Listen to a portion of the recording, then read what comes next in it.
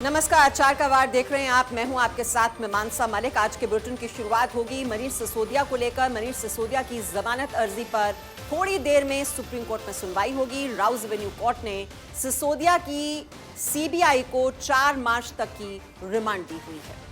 नमस्कार, चार के वार में मैं हूं आपके साथ आयुषी शेखावत और दूसरी बड़ी खबर की बात करूंगी। प्रयागराज के उमेश पाल मर्डर केस में तेजी से हो रहे एक्शन पर हम बात करेंगे, जिसमें एक के बाद एक खुलासे हो रहे हैं। एक बड़ी साजिश के तहत उमेश पाल की हत्या की गई और अगली बड़ी खबर बताएंगे आपको मेरी सहयोगी पूजा। जी बिल्कुल, चार के वार में जो तीसरी बड़ी खबर जिस पर हमारी नजर रहेगी वो है समाजवादी पार्टी सांसद शफीकुर रहमान बर्क के बयान की।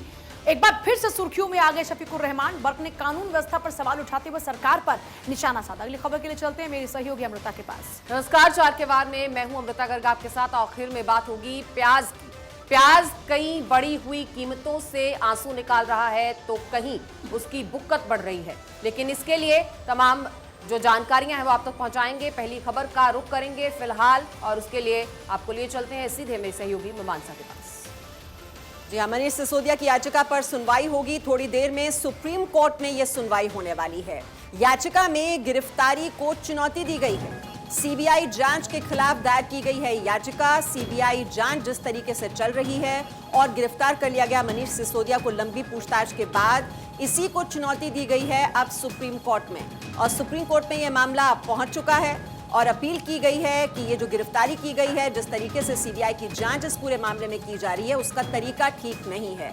और मनीष सिसोदिया की याचिका पर सुनवाई होगी कुछ ही देर बाद सुप्रीम कोर्ट में। अब सुप्रीम कोर्ट से उन्हें कोई राहत मिल पाती है नहीं, इस पर सबकी नजरें टिकी हुई हैं। ये शराब नीति का ये पूरा घोटाला और इसी को लेकर ये लंबी पूछताछ सीबीआई की चली, जिसके बाद गिरफ्तार कर लिया गया मनीष सिसोदिया को। दिल्ली के उप मुख्यमंत्री मनीष सिसोदिया अब जेल की सलाखों के पीछे पहुंच चुके हैं और उन्होंने अब अपील की है सुप्रीम कोर्ट से इस गिरफ्तारी के खिलाफ। और सीबीआई की जो जांच चल रही है इस पूरे मामले में, सीबीआई ने उन्हें आरोपी नंबर 1 बनाया हुआ है शराब घोटाले में। और सीबीआई की ओर से कहा जा रहा है कि वो जांच में सहयोग नहीं कर रहे हैं। उन्हें अब रिमांड पर लेकर उनसे तफसील से पूछताछ करना चाहती है सीबीआई और इस मामले से जुड़े हुए जो तथ्य हैं उनकी तह तक जाने की कोशिश रहेगी सीबीआई की, क्योंकि एक तो 100 करोड़ की घूस का भी मामला चल रहा है कि ये जो घूस पहुंची उसका इस्तेमाल चुनावों में किया गया। अब ये जो शराब नीति है ये क्यों लाई गई? बीजेपी और आम आदमी पार्टी के बीच लगातार राजनीतिक रस्साकशी देखने को मिल रही है। सियासी बयानबाजी जो है वो पूरे चरम पर नजर आ रही है। आज भी बीजेपी की ओर से प्रेस कॉन्फ्रेंस की गई और हमला बोला गया आम आदमी पार्टी पर कि नशे में यहाँ नशे की लत लगाई जा रही है युवाओं को। और जानकारी ले लेते हैं, हमारे सहयोगी सुमित इस वक्त हमारे साथ हैं। सुमित, आप सुप्रीम कोर्ट में पहुंच गए हैं। मनीष सिसोदिया की ये याचिका जिसमें राहत की उम्मीद की जा रही है, अब जो वकील हैं उनकी ओर से क्या दलीलें रखी जाएंगी सुप्रीम कोर्ट में? क्यों ये गिरफ्तारी ठीक नहीं है? कैसे इसे चुनौती दी जा रही है? देखिए, अभिषेक मनु सिंघवी आज सुबह में सीबीआई से जल्द सुनवाई की उन्होंने मांग की थी और कहा था कि जिस तरह से ये जो कार्रवाई हुई है सीबीआई की वो बिल्कुल गलत है, क्योंकि इस पूरे शराब घोटाले में जब जब सीबीआई ने जांच के लिए उन्हें बुलाया तब तक उन्होंने जांच में उन्होंने सहयोग किया है और जिस तरह से इस पूरे मामले में उनके खिलाफ जो कार्रवाई की गई है वो अवैध है। जहाँ तक गिरफ्तारी का सवाल है वो बिल्कुल गलत है।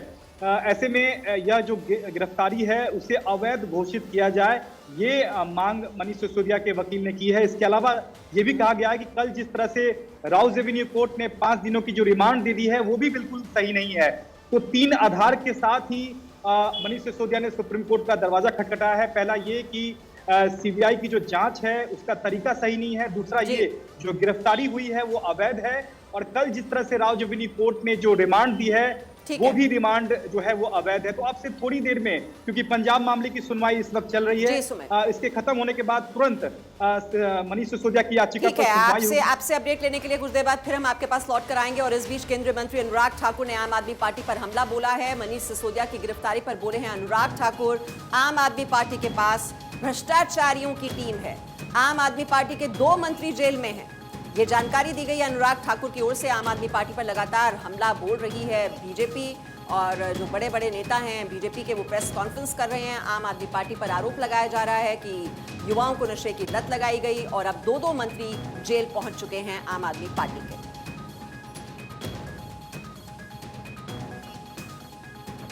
आम आदमी पार्टी भ्रष्टाचार के नए रिकॉर्ड बना रही है। आम आदमी पार्टी के मंत्री एक के बाद दूसरा भ्रष्टाचार के चलते जेल में है। दिल्ली में सत्येंद्र जैन पिछले 9 महीनों से जेल में है, जिसको अरविंद केजरीवाल जी ईमानदारी का सर्टिफिकेट देते थे, पद्मश्री देने की बात करते थे।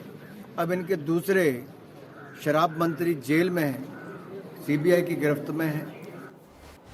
तो समाजवादी पार्टी ने सरकार के खिलाफ मोर्चा खोल दिया है। उमेश पाल हत्याकांड को लेकर एक तरफ जहां पुलिस का ताबड़तोड़ एक्शन जारी, दूसरी तरफ बीजेपी और समाजवादी पार्टी के बीच में पिक्चर वॉर छिड़ा हुआ है। आपको 2 तस्वीरें दिखाते हैं। पहली तस्वीर बीजेपी की ओर से जारी की गई, जिसमें उमेश पाल हत्याकांड का एक आरोपी सदाकत खान पूर्व सीएम अखिलेश यादव के साथ नजर आ रहा है, जबकि एक और तस्वीर है समाजवादी पार्टी की ओर से जारी की गई। इसमें सदाकत खान बीजेपी विधायक नीलम कावरिया के पति उमेश के साथ नजर आ रहा है। तो समाजवादी पार्टी और बीजेपी के बीच में इस वक्त एक पिक्चर वॉर छिड़ा हुआ है। एक तरफ की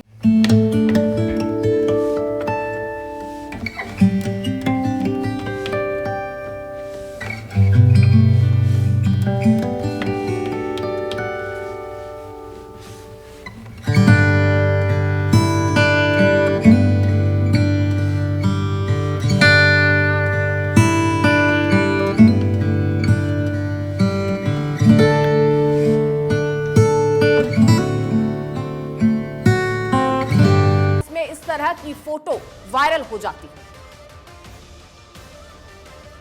तस्वीर किसी के साथ भी हो सकती है। कल जब हम लोग खाना खा रहे थे तो हमारी तस्वीर मुख्यमंत्री जी के साथ थी, और अगर मुख्यमंत्री जी ने अपने केस वापस न लिए होते तो सोचो आप क्या चला रहे होते। तो आज ये सोशल मीडिया का जमाना है, कोई भी आता है फोटो खिंचवाता है। आपने आधी फोटो देखी, लाने वाला भी उसके अंदर फोटो के अंदर है, जिसने मिलाया वो भी फोटो के अंदर है। तो अखिलेश यादव की सफाई आपने सुनी, जिनका कहना है कि सोशल मीडिया का दौर है, किसी के साथ भी पिक्चर आ सकती है। अपने बयानों को लेकर सुर्खियों में रहने वाले समाजवादी पार्टी के सांसद डॉक्टर शफीकुर रहमान बर्क ने एक बार फिर कानून व्यवस्था को लेकर सवाल खड़े किए हैं। उन्होंने बीजेपी सरकार पर हमला बोलते हुए कहा कि इस सरकार में मर्डर हो रहे हैं, मॉब लिंचिंग हो रही है, मुसलमानों पर खास तौर से बहुत ज्यादा जुल्म किए जा रहे हैं। ऐसी वारदातों से देश का नाम खराब होता है।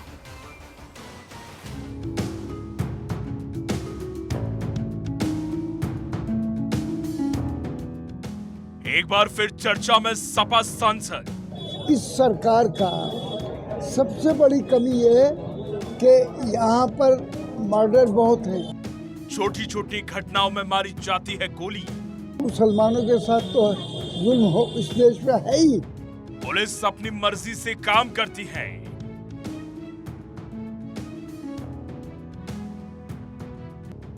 देश का निजाम ठीक नहीं।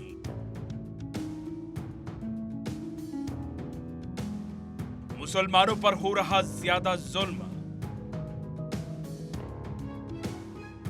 बर्क के निशाने पर सरकार।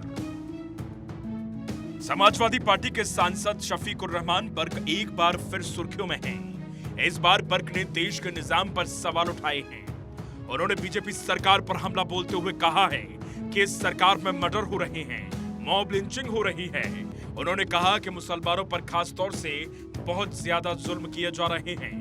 ऐसी वारदातों से देश का नाम खराब होता है। इस सरकार का सबसे बड़ी कमी ये है कि यहाँ पर मर्डर बहुत है और आमतौर से मुसलमानों के साथ तो जुल्म हो इस देश में है ही। भाई ये सब ठीक है, भाई झगड़े तो मुल्क में कहीं ना कहीं होते रहते, लेकिन इस किस्म के झगड़े के उनको गोली मार दी गई, किसी का ये कर दिया गया, ये क्यों हो रहा है? गवर्नमेंट क्या कर रही है? पुलिस को खाने का स्वाद बढ़ाने वाला प्याज इन दिनों सुर्खियों में है। ये प्याज खाने वाले और खिलाने वाले दोनों को रुला रहा है।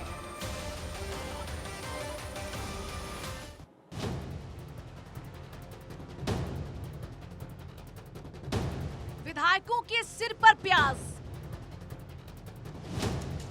प्याज व्यापारी हुए परेशान। किसान ने फसल पर चलाया ट्रैक्टर। नहीं मिल रहे प्याज के दाम। रुला रहा प्याज। खाने का स्वाद बढ़ाने वाली प्याज किसानों के आंसू निकाल रही है। जहां खाने वाले प्याज के बढ़ते दाम को लेकर आप परेशान हैं, वहीं किसान प्याज की सही कीमत ना मिलने से परेशान हैं। प्याज अब हर शख्स की आंख में आंसू ला रही है। मुंबई में एनसीपी का विरोध प्रदर्शन देखने को मिला, जहां प्याज की कीमतों में गिरावट का विरोध करते हुए विधायक प्याज की माला पहने पहुंचे।